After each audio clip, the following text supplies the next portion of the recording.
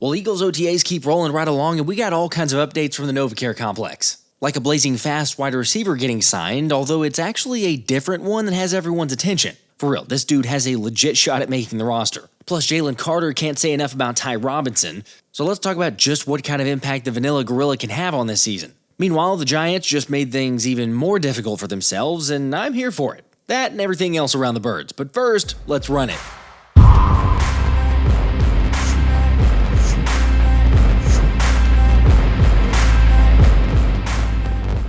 What's up, guys? I don't know about you, but I've been getting a lot of salty NFC East fans chirping recently. I mean, obviously, they can't stand the Eagles winning the Super Bowl, but it's like they're still in denial for just how good Philly will be this season. Or maybe more realistically, it's just the fact that they're jealous and recognize how big the window is for the Birds since they're returning so many vital pieces from the championship. A team that, by the way, owner Jeffrey Lurie also agreed as being one of the best in NFL history. With Lurie saying back at the annual league meetings, everyone saw it, everyone witnessed a major Eagles win over the Commanders, followed by a major win against the Chiefs. While going on to say, let's admit it, those were not close games. This battle was over before it began. Look, I'll say this a million times. Kudos to the guys for going out and getting it done. I mean, we live for that. They won the Super Bowl. It's fantastic. But going back, reliving the moments, kind of revisiting the storylines, it amazes me now, going back, hindsight being 2020, of how many times teams gave Philly bulletin board material. So with this year's squad looking to repeat and arguably being even better, then you'd think it's not smart to add any fuel to the fire. Yet that is exactly what New York Giants pass rusher Kayvon Thibodeaux did recently on Kevin Hart's show Cold as Balls. New York Giants. Is it true that Eagles fans are actually not smart? Not no bullshit. I know you're one of them, so I get it. 2.2, I get it. What do you? There are statistics that you guys are literally. In fairness, the dude has absolutely nothing to show for Giants fans, so, like all these other talk show hosts who have nothing to talk about, you throw the Eagles out there, you stay relevant. However, like we've seen, whether it's trash talking the fans, the team, the city, or anything else that has to do with Philly, Tibbs is going to wish he hadn't made that statement. Probably not the smartest thing to say when you're coming to Philadelphia. I've been on the other side, and even if I felt some type of way, probably wouldn't give him any extra fuel. Pretty sure Philly fans seen that comment. It was already going to be loud and rocking, so just only going to add to it. On the top, 3rd and 2. Stafford in trouble. He's sacked. I love playing on the road, and I love playing here too. But there's not a better feeling, and Detroit had a great crowd, but to walk out of that place and it's quiet. That's the best feeling in the world, to go into somebody else's house and it's quiet. So if it's at home, if it's on the road, it doesn't matter. We're going to get down the way we get down. Saquon, touchdown. Barkley, touchdown. Hurts gets a shove. Hurts in. Hurts to throw. Near side, lets her rip. Brown, delay. Hurts in. Touchdown. They're going to go, and Hurts is in. Barkley outside. Barkley, touchdown. Ripley is in. We've seen the best of Jalen Hurts. Yes, I think that's fair to say. That 2022 season and playoff stretch, that's the high. Yeah. I don't think we're going to recapture that. Picked up. Hurts going deep. Has a man. He is caught. Let Jalen Hurts beat you. You ain't been balling. When he has a very clear understanding, you're playing my guys one-on-one, and I could throw the ball on an outbreaker or a corner route or a go route to A.J. Brown. It's kind of what Washington did in the NFC Championship game. He is not going to get that against the Kansas City Chiefs. Hurts lets it go. Complete. A.J. Brown. He's in. Force them into throwing the ball. Hurts going deep for it all. DeVonta Smith. He has got it. I can keep going, but I think you get the point. Thibodeaux just made his life a living hell when they play the Eagles. He's talking now, but when he lines up against Pave the Lane, he's going to get really quiet. By the way, if you want to help make Kayvon's day a living nightmare, the Eagles play in New York on October 9th and then are back in Philly to host the G-Men on October 26th. And yeah, I'm going to give away some tickets to both of those outings, so if you want to get a chance at those, make sure you're subbed, turn on the notifications so you don't miss out on the chance to witness the beatdown. Now, I will say, if you were looking forward to the Eagles ring ceremony or had planned to watch it, the team announced that they've postponed the reveal for a date to be determined, citing the reason for delay was that the jewelers needed more time to finish the rings and make sure the sizing was correct. Although for the record, there are some who would argue the real reason for the delay is because the front office is buying time to repair the massive dent that somehow appeared on the Super Bowl 52 trophy. Since they'd like to have both trophies present at the ring ceremony. Who knows? But look, either way, I'm just glad that they're taking their time to get this thing right so that we're not like the Kansas City Chiefs last year. Yeah, so in case you don't recall, the Chiefs' rings from Super Bowl 58 actually had an error on them when they were given to players, with Kansas City mistakenly listing the Dolphins as a 7 seed instead of the 6th seed in the engraving. Seriously, how does that happen? Like I say, I'd rather get it right than just hustling this thing along and then end up regretting it. But speaking of the Super Bowl memorabilia, I got a big congrats to Brian Roberson for winning the signed Philly Dogs helmet that I spun for on a recent live stream. Brian, I just need to hear from you, so please email me at thephillyspecialshow@gmail.com or DM me on one of the socials. Otherwise, this thing's going to somebody else. You got about a week. All right, on the mention of social media, this is probably as good a time as any to bring this up, but CJ Gardner Johnson responded to Vic Fangio's comments about the CJ trade being due to salary cap priorities on his Instagram, saying that he was a test dummy and didn't have any issues with anyone, but that it was actually other people who had a problem with him. What I do to them? Look, the biggest piece here was that CJ arguing about the Eagles working under the guise of the salary cap notion. Again, at this point, does it really matter? No, we could just move on from it. But still, I will just maintain this, that from what I've been told, it was not salary cap related. Again, this is all drama, and regardless of what you choose to believe, I think we can just move on from it. So let's get into some real news, like Howie Roseman adding wide receiver Ife Adeyi to complete the final roster spot for the moment. Don't worry, if you're not familiar with him, we'll break down his game. But first, I want to talk about the sponsor of today's video, Kitsch. I'll be honest, I was skeptical about trying out bar shampoo first, but now I can't imagine going back to bottles. Because thanks to Kitsch's rice water protein shampoo bars, both me and my wife have noticed our hair feels softer, healthier, and just better. After all, their bars are free of parabens, phthalates, silicones, and sulfates. Meaning that when you use Kitsch, you're giving your hair exactly what it needs to help repair damaged hair follicles and prevent split ends. Also, one of these bars is good for 100 washes, and when we talk about protecting the environment, that saves 2 bottles. And that's not to mention the self-draining soap dish that they send. Like, that thing is an absolute must for any shower. Plus, right now, when you click the link in the description, scan the QR code, or just use code Philly at checkout, you'll get 25% off site-wide, including the shampoo and conditioner. And they will ship to the US and internationally to over 90 countries. By the way, save you time on the math there, that means the shampoo and conditioner are less than $25 with my code. Or if you want even more of a discount, then set your account up for auto ship via subscription. You can save even more on your order. So go ahead, try Kitsch out today for some great looking hair. You got the shampoo, you got the conditioner, you have sleep products, everything else on their site, including body wash. These things are pretty fantastic as well. Just use code Philly at checkout and start saving.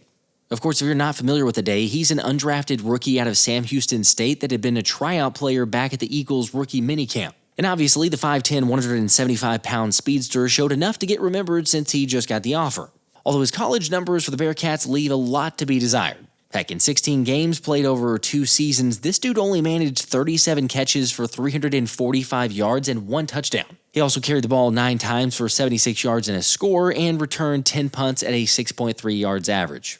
However, as average as that is, the athleticism is not average. Since Adeyi ranked 149th out of over 3,500 wide receivers to enter the draft since 1987, which is most notably thanks to his 4.28 blazing fast 40 time that he ran back at his pro day. Overall, though, and I've said this previously, I'm all for the competition, but I would be absolutely shocked if Adeyi ends up making the roster. I mean, heck, if he made a practice squad spot, that'd probably still be very surprising, but that's kind of, I think, the maximum ceiling for him. I'll tell you the guy that I'm keeping an eye out for, though, and that's wide receiver Danny Gray. Because according to multiple beat writers on the scene, Gray has been the favorite target with the second-team offense, with Jimmy Kempski noting that the 26-year-old has been extremely active, as he's been featured in the offense, making easily a half dozen catches, if not more, and he's gotten in on kick return reps. Remember, Gray was the 49ers' third-round pick back in 2022 out of SMU, and at 6 foot 200 pounds with a 4.33 40, there was a lot of hype in preseason that Gray would make an impact, especially thanks to his deep ball prowess combined with his ability to work underneath for the quarterback. Yet once San Francisco got to the regular season, despite playing in 13 games, Gray only managed 1 catch for 10 yards and 1 carry for 9 yards. And then to make matters worse, he began 2023 on the injured reserve due to a shoulder injury and never ended up seeing the field again.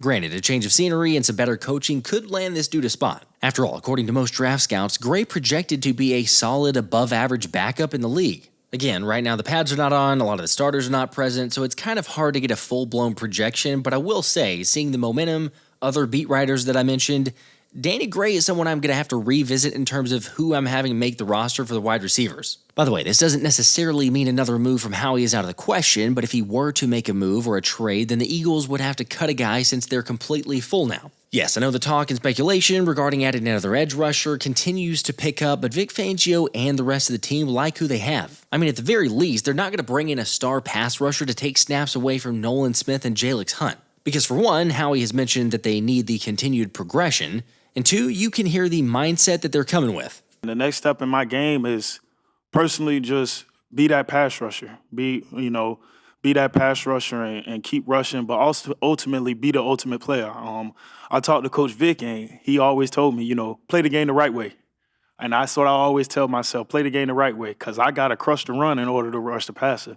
So when you play the game the right way, don't chase sacks and don't do none of that, be a football player truly, everything else will take care of itself. It's like every time any player on this roster speaks, it's always the team-first mentality. And for real, how can you not like that playing the game the right way comment? These aren't stat patters, these are not sack chasers, and they're certainly not selfish dudes. They are winners, which is why they got no problem giving praise to other guys on the roster. AKA, you can't be great without the greatness of others. This is what I wanted to do. I wanted to be the best at what I do, and I try to be the best. I'm not there yet. Still got a lot of people in front of me who's obviously been in the league a couple years, got years of experience on me. And, I'm just keep grinding every day, and not just me by myself working on specific things to get better. Just being around the team, having the guys support me, also made me be one of the best in the league. Jeremiah Trotter Sr. said on WIP yesterday that he's been hearing from some folks that Jalen doesn't even know how to play the position yet. It was a complimentary fashion in a sense to say that he doesn't even know how to play the position yet. Sky's the limit. What's your thoughts on that? I agree with the point he's trying to make. I do think Jalen, the good news about Jalen is twofold. One, he played very well for us last year. And two, he can still improve a lot. Trying to fully process that one, that is an absolutely scary thought because the bread man is already unblockable one-on-one. But come on, are you kidding me? Fangio doesn't just blow smoke or hype anyone up for no reason. Heck, he knows it, and I think we all see it. JC is that guy who can legit win you games just by being on the field.